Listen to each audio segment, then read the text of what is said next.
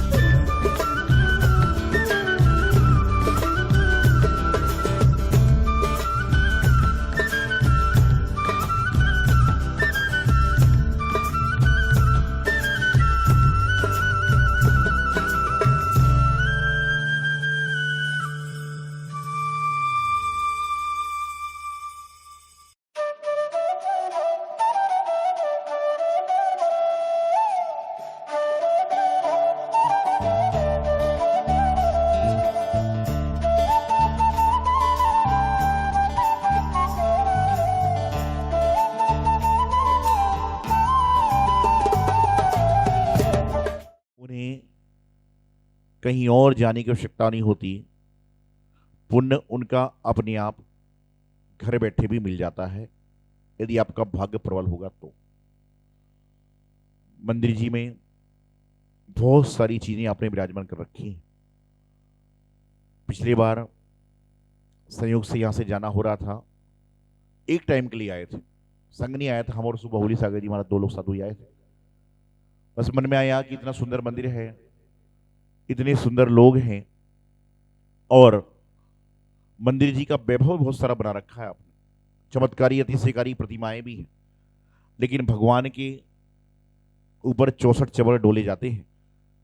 वर्तमान में 64 चवर तो हम नहीं डोल सकते, लेकिन कम से कम भगवान के मस्तक पर 64 चवर को हम लोग डोलने का प्रयास तो लगाने का प्रयास तो कर सकते हैं। और ये बात हमने रखी तो आपकी समिति के प्रधान जी, प्रदीप जी आदि आदि टीम है, महिला मंडल सीमा जी, सभी ने सहर्ष भाव से स्वीकार किया और मात्र 64 घंटे में ही 64 चवर के नाम आ गए और सारा का सारा काम संपन्न हो गया। समय ऐसा रहा कि होना काम 64 दिन बाद था, लेकिन संघ का बिहार यहाँ चलता रहा, बीच चतुर्मास आ गया तो रह गया, और लग रहा था कि अभी भी रह जाएगा। लेकिन हमारे समिति के लोग आए और कहने लगे महाराज जी काम करना है। मैंने कभी वर्किंग डे में होगा, सर छुट्टी वाला टाइम तो है नहीं, सारे कहीं ना कहीं आरक्षित है। तो बोले महाराज जी फिर और लंबा टाइम चलेगा, आप तो आ जाइए, करें काम। करने का प्रयास किया गया तो सुखद संयोग देखिए कि आज मुझे गुरुदेव आचार्य श्रीमती सागर जी महाराज का समाधि दिवस को मनाना था बड़े रूप में। तो आज ऐसा प्रसंग बना कि यहाँ पर 64 रिद्धि महामंडल विधान के माध्यम से उनके समाधि दिवस को भी मना रहे हैं और साथ साथ में मंदिर जी में चवर भी स्थापना कर रहे हैं। ये आपके लिए हमेशा हमेशा की स्मृति हो जाएगी कि गुरुदेव के समाधि दिवस पर हमने चवर लगाए थे। ये हमेशा के लिए स्मृति हो गई आपके लिए।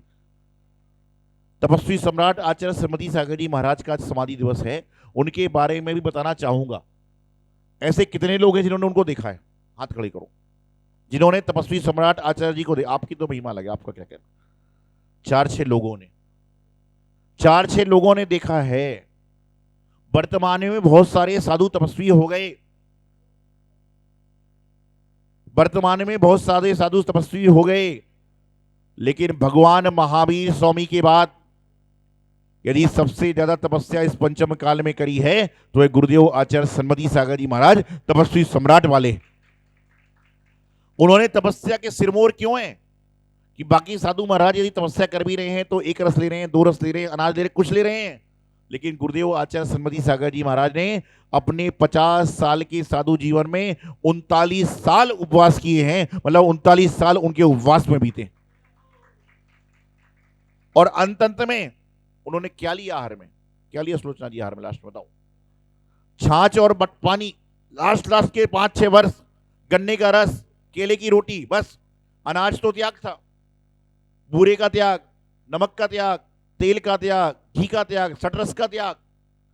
और उसके बाद सबसे बड़ी विशेषता यह है, इतने सारी क्रिया होने के बाद में संघ की कोई क्रिया रुकती नहीं थी। जो सुबह 6 बजे कार्यक्रम चालू होता था तो 9 बजे तक साधु महाराज, हम लोग भी रहते थे ना, तो जिस शुद्धि को जाना है तो बड़ी मुश्किल से हिम्मत करके जाते थे। कभी उनको लोगों ने प्रवचन के अतिरिक्त तखत पर बैठे नहीं देखा। प्रवचन के अतिरिक्त वह हमेशा जमीन पर एक आधे फुट की प्लाई पे बैठते थे, आधे इंच की, फुट की नहीं, आधे इंच की प्लाई पे बैठते थे। और जैसे आप लोग बैठे ना, हम आचार्य हो, उपाध्याय हो, कोई भी हो, सारे के सारे बड़े से बड़े आचार्य उनके सामने जमीन पर चटाई डालकर बैठते थे, क्योंकि वह जमीन पर बैठते थे।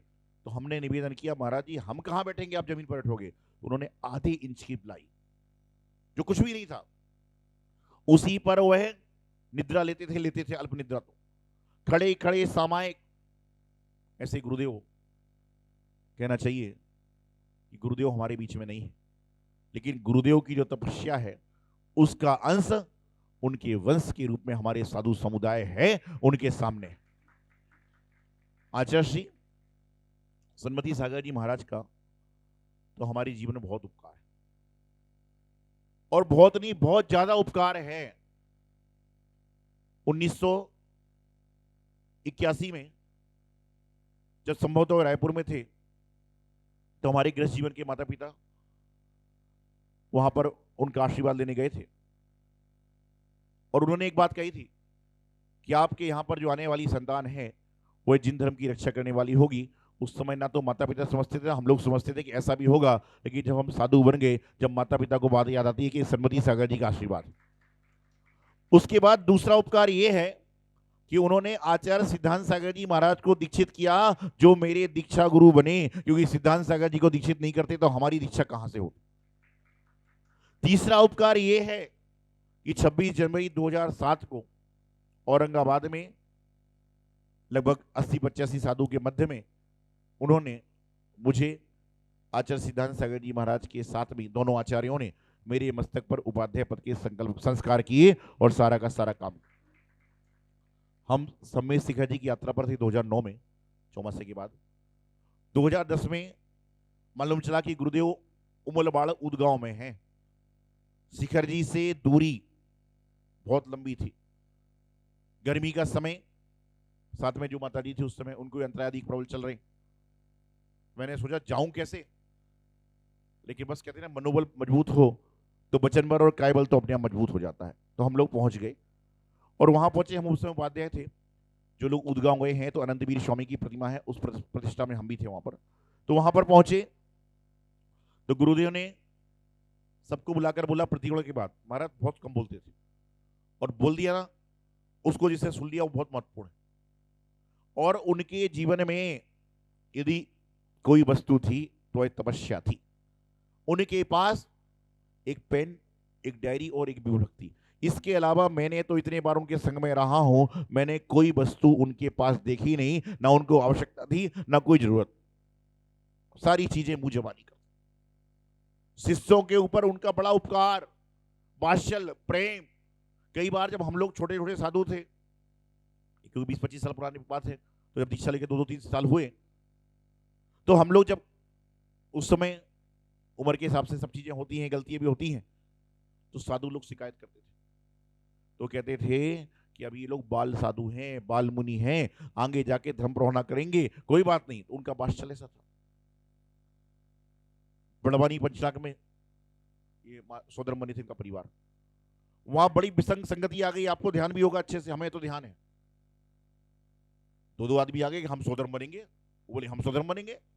अब भाई पंचनाक में तो सोदर में एक बनेगा, महाराज ने उसका भी रास्ता निकाल दिया। हो सकता है जिंदगी का ऐसा पंचनाम होगा कि एक पंडाल के बाजू में दो दो सोधर्म चल रहे हैं, ऐसा आज तक कभी होता नहीं है। रास्ता निकाल दिया प्रेम से। तो जब हम लोग वहां पे उमलवाड़ा में थे, उदगांव के पास में, तो महाराज ने प्रतिगमन के बाद एक बार कहा, मैं एक दिन पहले शाम को गया था, मैंने कहा महाराज जी चौमासा कहाँ करना है? मुझे लगा वो बोलेंगे मेरे साथ में ही करना है। मैं इस मनसा से गया था, आपको बताऊं। बोले नहीं अब तो उधर जाओ, आंध्र प्रदेश जाओ। मैंने कहा महाराज जी आंध्र में तो मुझे जानता ही नहीं, मैं तो कभी गया नहीं। बस बोले जाओ जाओ। अब मैंने कहा मुझे क्यों बोल रहे हैं, और दो तीन आचार्य उनको क्यों नहीं बोल रहे हैं, मुझे क्यों बोल रहे हैं? तो सुबह जब प्रतिगमन हुआ तो प्रतिगमन के पश्चात महाराज बोले इस साल मेरे साथ में कोई भी पदाधिकारी चतुर्मास नहीं करेगा, मतलब आचार्य उपाध्याय गणनी माता जी कोई भी नहीं करेंगी। उस समय बात किसी को समझ में नहीं आई थी उस समय, लेकिन उनके वही दर्शन मेरे जीवन के अंतिम दर्शन रहे, क्योंकि 24 दिसंबर 2010 को उनका समाधि मरण उदगांव कुंजवन के पास में हो गया। और यूं कहना चाहिए कि गुरुदेव शरीर से गए हैं, लेकिन तन मन में, वचन में हमेशा विद्यमान है। जिन्होंने उनके दर्शन नहीं किए, उनकी की फोटो को छूकर, उनके चरण छूकर आप कोई व्रत कर लो, आपका व्रत पूर्ण होगा। ये मैं दावे से कहता हूं, आपका संकल्प पूर्ण होगा, क्योंकि तपस्वी सम्राट थे वो। उनकी कृपा आप पर होगी, जहां पर भी गति में हैं, निश्चित रूप से अच्छी उच्च गति में विराजमान हैं, लेकिन उनका आशीर्वाद मिलेगा, क्योंकि उन्होंने तपस्या ही तपस्या करी। दिल्ली में कोई कार्यक्रम चल रहा था, 96-95 में चौमासा हुआ था, 95 में गांधी पहाड़ी वहां पर गांधीनगर में। तो कहने लगे 12 बजे सामयिक का समय अनुवन साधु का होता है। लोगों ने वहां उनके सामने नाचना गाना चालू कर दिया कि महाराज अब कैसे जाएंगे। लोगों ने नाचना गाना चालू कर दिया कि महाराज कैसे जाएंगे। महाराज ने अपनी पीछे उठाई, जनता की तरफ पीठ करी और दीवार की तरफ अपना मुंह किया, और 3 घंटे उसी आसन पे उनने वहीं सामयिक कर ली। बोले तुम अपना काम करो, मुझे तो अपना काम करना है। बोले आप देखिए 12 बजे 3 बजे तक महाराज अपने जनता की तरफ पीठ है, अपना दीवार की तरफ मुंह करके अपनी साधना करते रहे। इस साधक को साधना करने के लिए स्थान ढूंढने की आवश्यकता नहीं है, और जिसको साधना नहीं बहाना करना है उसको स्थान करने ढूंढने की आवश्यकता है कि मुझे चटाई नहीं मिली, मुझे यहाँ पर मंदिर में भगवान के पास बैठने नहीं मिला। अरे कुछ नहीं, आप जब भोजन करना पड़ता है ना, और बड़ी भूख लगी हो और प्लेट टूटी हो, क्या होगा? खाओगे नहीं खाओगे? लेकिन पेट भरा होगा तो ये लगेगा कि चांदी की प्लेट में खाना क्यों नहीं मिल रहा है, स्टील में क्यों मिल रहा है, कि पेट भरा है ना। तपस्या करने वाले को साधना का, हम साधक देखो, हमारे साधु देखिए, आप आपने इनको जहां बैठे बैठ जाते हैं, जहां आर को खड़ा कर दे, इनकी चॉइस नहीं है। साधु संतों की कोई चॉइस नहीं है, क्योंकि साधु संतों की चॉइस क्यों नहीं है कि उन्होंने अपने जीवन में एक चॉइस थी, उसको धारण कर लिया, कि उनकी चॉइस थी कि मुझे मुनि बनना है। मुनि बनने की चॉइस पूरी हो गई तो दुनिया की सारी चॉइस तो अपने आप पीछे पीछे चल। तो आज 64 रिद्धि में रिद्धिधारी मुनियों का वर्णन आता है। वह रिद्धिधारी मुनि कैसे होंगे मुझे और आपको नहीं मालूम, लेकिन तपस्वी सम्राट गुरुदेव आचार्य सरस्वती सागर जी महाराज अनेक रिद्धियों के धारी थे। ये मुझे और आप सबको मालूम ही है कि उन्होंने इतनी साधना करी है, इतना तप किया है कि जीवन में सब लोग कर रहे हैं। बस ये है कि उस समय मीडिया नहीं था, उस समय और चीजें नहीं थी। आचार्य विमल सागर जी को तो देखा होगा कई लोगों ने। विमल सागर जी महाराज वचन सिद्धि थी, अभी उनका समाधि दिवस भी 29 तारीख को मनाएंगे हम लोग। आचार्य विमल सागर जी महाराज को वचन सिद्धि थी। लोग कहते हैं कि वहां पर कोई दर्शन करने जाता, मन में विचार लेकर जाता, महाराज पहले ही कह देते क्यों ये बात लेकर आए हो, हुआ कि नहीं हुआ, किसी के साथ हुआ कि नहीं हुआ बताइए। देखा होगा, हमने नहीं देखा, हमारे जीवन का पुण्य नहीं था, लेकिन जिन्होंने देखा उन्हें देखा होगा। मतलब वहां जाने के पहले तुम्हारा नमोस्तु बाद में होता है, उनकी पिछी पहले लग जाती थी। वात्सल के धनी गंधोदक दे रहे थे तो ऐसा नहीं दे रहे थे, वो तो देखा किसी गंधोदक कैसे देते थे। गंधोदक लिया और सबके ऊपर उछा, बोला ओ भाई कल्याण होना चाहिए। भावनाओं को देखिए, गुरुओं के प्रताप को देखिए। और मैं आज भी कहता हूं कि सम्मेद शिखर जी कहीं ना कहीं सुरक्षित है तो आचार्य विमल सागर जी महाराज की देन है कि सम्मेद शिखर सुरक्षित है। गुरुदेव आचार्य सरस्वती सागर जी महाराज का जन्म उत्तर प्रदेश में एटा के पास फपूतू में हुआ। फपूतू में हुआ आचार्य सरस्वती सागर जी महाराज का जन्म, और उसके बाद कालांतर में उन्होंने गुरुदेव आचार्य विमल सागर जी महाराज से सम्मेद शिखर जी में मुनि दीक्षा को धारण किया। और मुनि दीक्षा धारण करने के बाद गुरुदेव ने कई सारे शिष्यों प्रशिष्यों को बनाया, हम भी उनकी अगली पीढ़ी है, उनके शिष्य के शिष्य हैं, और उसके बाद में और शिष्य बन गए। ये हमारे प्रदीप जी ना, इन्होंने 6-7 पीढ़ी देख ली है। महावीर कीर्ति महाराज, विमल सागर जी महाराज, सरमती सागर जी महाराज, सिद्धांत सागर जी महाराज, सौभाग्य सागर महाराज, 5 तो हो गए और 6वीं भी सामने। तो 6 पीढ़ी तो इन्होंने देख ली अपने जीवन में। ये होता नहीं है। सारी की सारी बात बता रहा हूं कि आपको ऐसे ऐसे लोग बिरले मिलते हैं। हमने तो ना महावीर कीर्ति महाराज को देखा, जमीन नहीं हुआ था, पैदा ही नहीं हुए, और ना विमल सागर जी महाराज को देखा, संयोग नहीं बना। हम 3 को ही देख पाए, सारा देख लो। तो जीवन है, और जीवन में सारा काम चलेगा। तो आपको करना क्या है कि संत पुरुष कोई भी हो, ये तो आज सरमती सागर जी महाराज गुरुदेव की ओर से उनकी व्याख्या कर रहे हैं। दिगंबर संत कहते ना, जात ना पूछो साधु की, पूछ लीजिए ज्ञान। आपके यहां पर कोई साधु आ रहा है, रास्ते से चल रहा है, समाचार मिल जाए, नहीं भी जा पा रहे हो तो बैठे बैठे नमोस्तु करो कि महाराज का विहार सकुशल हो, महाराज का आहार निर्विघ्न हो। पहले के जमाने में राजा अपने राज्य करता था और समाचार मिलता था कि मुनि आ रहे, आसन से उतरकर 7 पैर चलते थे और वहां पर बैठकर गवासन से नमस्कार करते थे। आज तुम्हारा गवासन ही नहीं लग रहा, क्योंकि भगवान तीर्थंकर कितने आसन से मोक्ष गए हैं। जो भगवान जी मोक्ष गए हैं वो कितने आसन से मोक्ष गए हैं? खड़गासन। और अब तुम कैसे मोक्ष जाओगे? तुम्हारा तो मुड्डासन चालू हो गया। खड़े होके पूजा कर नहीं पा रहे, बैठ के पूजा कर नहीं पा रहे, मुड्डासन में करोगे तो मोक्ष तो कैंसिल और स्वर्ग मिलना भी मुश्किल हो जाएगा। इसीलिए अभी मुड्डे पे बैठ के पूजा कर रहे हो, करो, और ये प्रार्थना करो कि भगवान मुड्डे से कुर्सी पे ना बैठना पड़े। इतनी प्रार्थना करो। जमीन पे जो बैठा है उसको ये प्रार्थना करना चाहिए, भगवान कम से कम आपके सामने कुर्सी पे ना बैठना पड़े। ये कर्म है, स्वास्थ्य है, लेकिन जैसी पर्याय वैसा करो। और मेरा मानना तो ये है कि जब तक मंदिर में एक बार आपका मस्तिष्क रूपी श्रीफल जमीन पर नहीं टिकेगा ना, आपका कल्याण नहीं होगा। इसलिए जो टिका सकते वो टिकाना चाहिए। पंचांग गवासन नमस्कार करना चाहिए। यहां पर 64 चवर आपने लगाने का प्रयास किया।